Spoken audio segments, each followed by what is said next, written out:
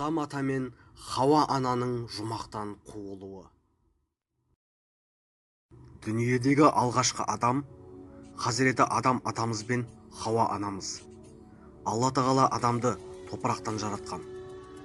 Оған өз рухынан үрлеп жан берді. Сонда барлық періштелер Алла тағаланың әмірімен адамға тағзим етіп, алдында иіліп, құрмет сәждесін жасаған еді. Бірақ Ібліс өзін адамнан жоғарымын деп, көкіректеніп, сәжде етпеген үшін Алланың мейірімінен қуылған. Алланың дәргейінен қуылған Ібліс Адам атадан кек алуды ойластырған.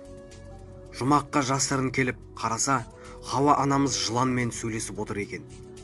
Ібліс Хауа ананы азғыру үшін алдымен жыланды арбауды ойлайды.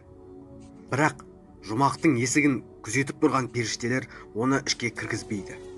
Ібліс не істерін білмей тұрғанда, ұшып бара